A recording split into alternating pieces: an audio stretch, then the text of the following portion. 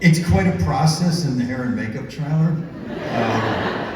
No, we have Bill Brown, who plays checkers.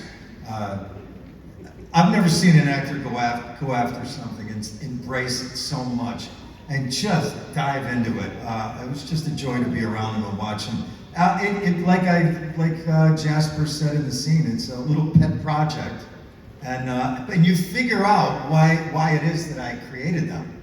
They're there for a reason, and you guys will all discover it when it airs.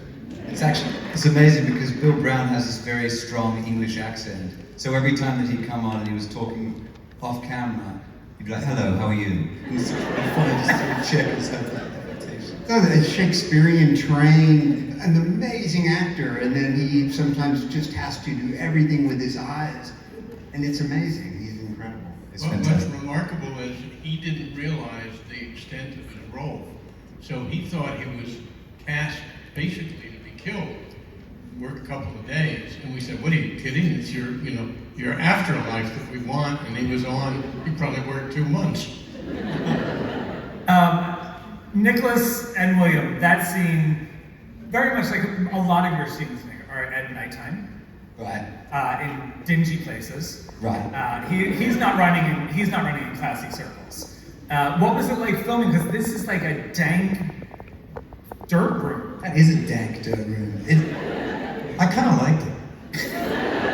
No, it was on a soundstage. It was a great setting.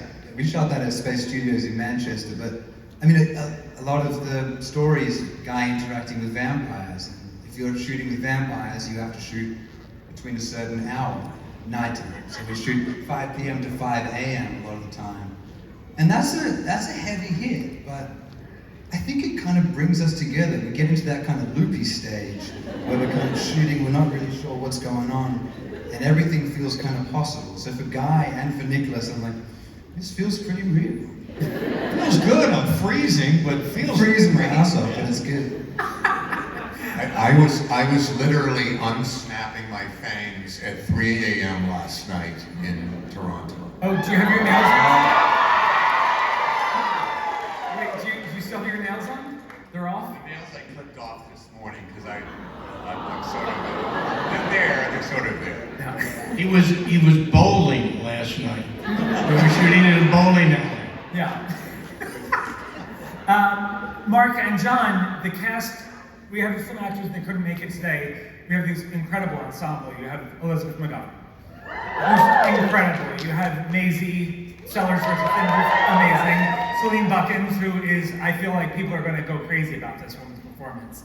Can you tell us about these characters that they're playing? I mean, how lucky am I? I mean, to be able to attract actors of this caliber and also these other ones. And look, and by the way, those three you just named are so good that they are so in demand that Maisie's working on a movie, and both Celine and Elizabeth are in plays and on the stage. I mean, these are really fine working actors, and so the ability to not only write for, but to spend time with and direct and interact with these people is just kind of amazing. And every step of the way, I mean, from the casting standpoint, just like, wow. So, I don't know, I'm really thankful. So let's talk about these. So we got Helen, who is Elizabeth McGovern, and she's, well, how would you describe her? She's awesome. Elizabeth, I've been a fan of Elizabeth for a long time, from the time she was much younger, and she's always had this kind of calm presence, but very real, very honest, forthright, righteous when she needed to be, even when she was younger and all the way through her career. And so the fact that we were able to cast her to play Helen, who is prone to half-truths when necessary, somebody that you might not trust completely, really meshes well with Elizabeth. Also has such a maternal instinct. She has such a beautiful soft face, and her voice is just the stuff you want her to read every book to you in the car. But the thing is, so when you've got that mixed with the do I trust her, it makes it really perilous for Guy, for sure. And she's just super smart. I mean, she's in a play right now. She was just in New York. I saw her in a play that she's written. she's a fantastic writer as well. So anyway, she's the full deal. That first scene that we did in Suffolk Park was like the first day we were shooting. We were in Liverpool, matching for Central Park, and it was the first time that I was working across from Elizabeth, and she did something that she just gave a read on a line that kind of dropped everything into a real reality. Do you remember that? Yeah, I remember it well. It was our first scene to shoot for the show, and we're there, and the scene's good and everything, and it's an important scene. And she brought one more level of depth to it that was so maternal, and it's something that I've heard every mother tell their young child before in a way that sounded like she needed it to be true. And it's a half-truth. What she says is a half-truth, but it's so maternally committed that I just remember thinking after that take, going, wow, man, both these guys came to play. This is going to be so much fun to watch. I think it changed the dynamic between us, because I went in with one read on what Helen was, and I kind of was like, oh, I can't help but not want to trust you after she gave me that. And it was a really beautiful setup, because, yeah, she's fantastic. She's an American, but she's lived in England now for almost 30 years and is married to an Englishman.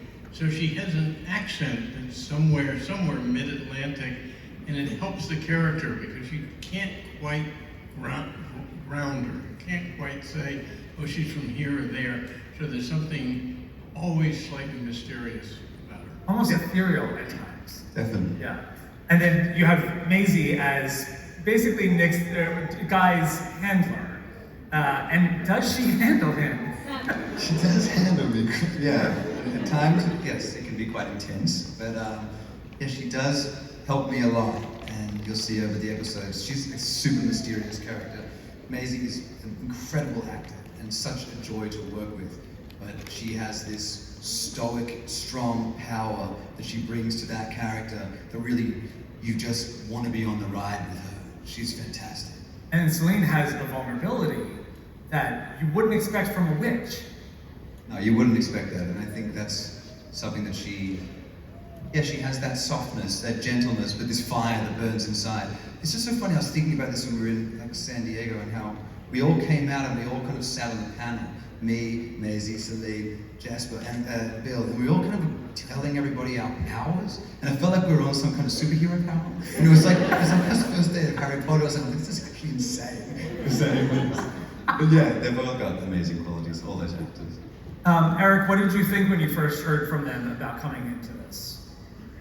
I love it. I mean, it's a pretty simple formula that we have these 3 different series that create a universe. So what you end up with is the sum of the 3 is greater than the 3. You then start to have this, it just opens up the imagination that it goes off in so many different directions, and then it just gets so much more expansive. And yeah, I love the idea of, you know, walking out of one door and into another door, and I'm in another completely different place with a whole different set of energies and stuff.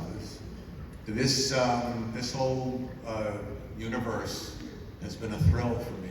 I love it. Right. Nicholas, although you didn't have to deal with any prosthetics.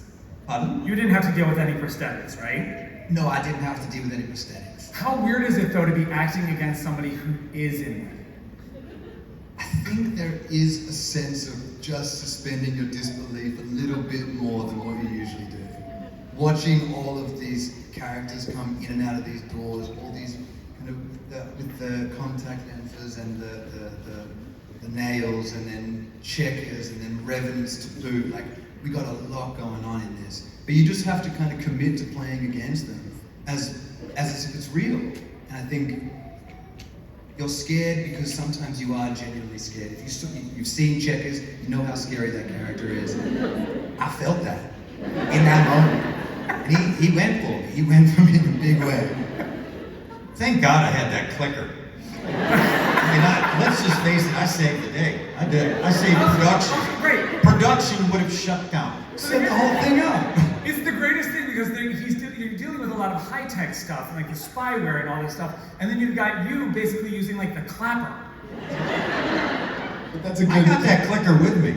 So There were discussions. There were discussions about this, and there was something about I liked that. I go, everybody's going to recognize that sound from a dog or something like that. I go, just keep it really, really analog. Yeah. You know, I just love that about that.